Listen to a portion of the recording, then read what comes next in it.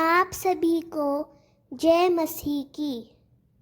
भजन संहिता अध्याय 137। आपने कभी अपने जीवन में ऐसी कैद महसूस की है जब रोना ही एकमात्र सहारा था?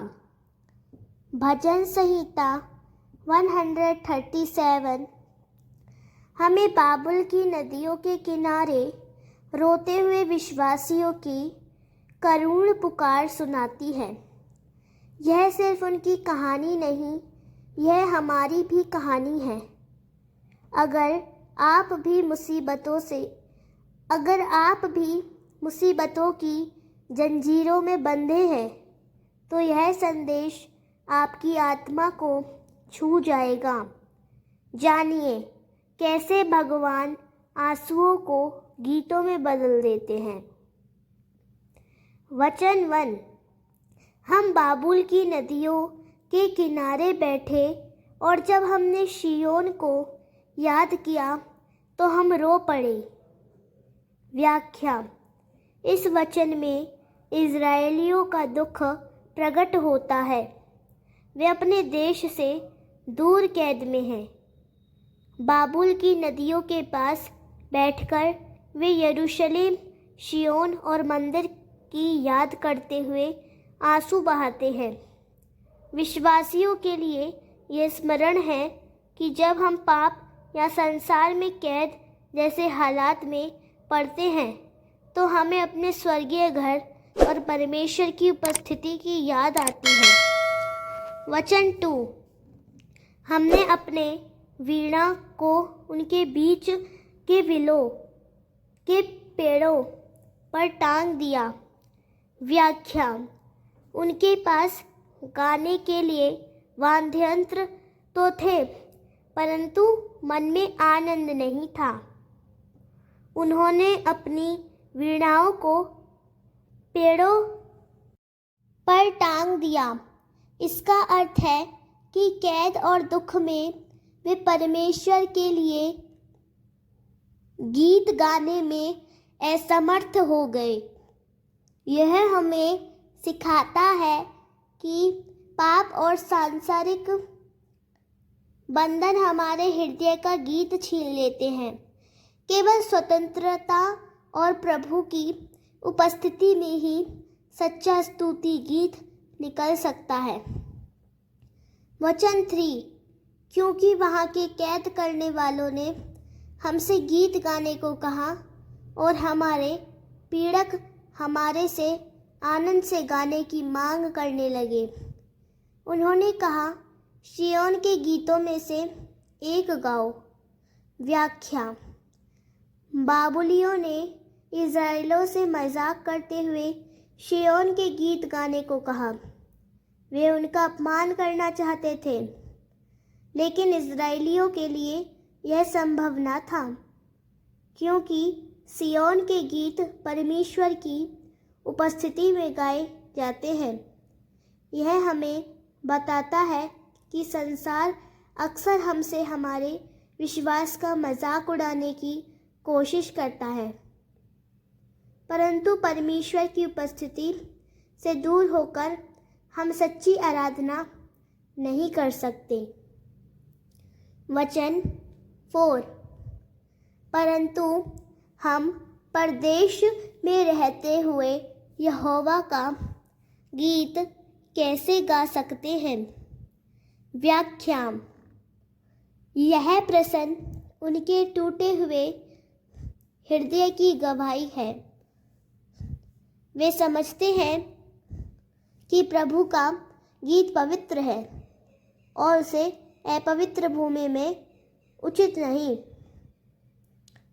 इसका अर्थ है कि विश्वासियों को और पाप में रहते हुए प्रभु की आराधना करने में कठिनाई होती है। जब हम पवित्र आत्मा के संग चलते हैं, तभी हमारी आराधना परमेश्वर को प्रिय लगती है। वचन 5। हे यरूशलेम, यदि मैं तुझे भूल जाऊं तो मेरा दाहिना हाथ अपनी शक्ति खो दे। व्याख्या। इज़राइली यरूशलेम को अपने जीवन का केंद्र मानते हैं। वे कहते हैं, यदि हम यरूशलेम को भूल जाए तो हमारी सारी शक्ति खत्म हो जाए। यह हमें बताता है कि विश्वासियों के लिए स्वर्गीय नगर नया यरूशलेम हमारी आशा का केंद्र है। यदि हम उस अनंत नगर को भूल जाएं तो हमारा आत्मिक बल भी समाप्त हो जाएगा। वचन 6। यदि मैं तुझे स्मरण ना करूं, यदि मैं यरूशलेम को अपनी सबसे बड़ी खुशी ना मानूं तो मेरी जेब तालू से लग जाए। व्याख्या। यह वचन उनके हृदय की गहराई को प्रकट करता है। वे कहते हैं, यदि हम यरूशलेम को अपनी सबसे बड़ी खुशी ना माने तो हमारी वाणी भी समाप्त हो जाए। जैसे विश्वासियों की सबसे बड़ी खुशी प्रभु यीशु और उनका राज्य है, वैसे ही इज़राइलियों की खुशी यरूशलेम था। यह हमें याद दिलाता है कि संसार की कोई भी खुशी प्रभु की उपस्थिति से बड़ी नहीं। वचन 7। हे यहोवा, एदोमियों के विरुद्ध वह दिन स्मरण कर जिस दिन यरूशलेम गिर गया था। उन्होंने कहा, उसे ढा दो, नींव तक ढा दो। व्याख्या। जब यरूशलेम नष्ट हुआ तब एदोम के लोग खुशी मना रहे थे। वे इज़राइल के दुख में भी उनका मजाक उड़ाते थे। इसीलिए इज़राइली प्रार्थना करते हैं कि परमेश्वर न्याय करे।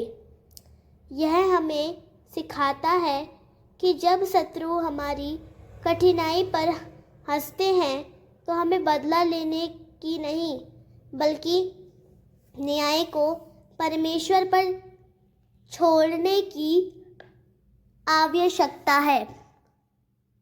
वचन 8। हे बाबुल की बेटी, तू उजड़ने वाली है।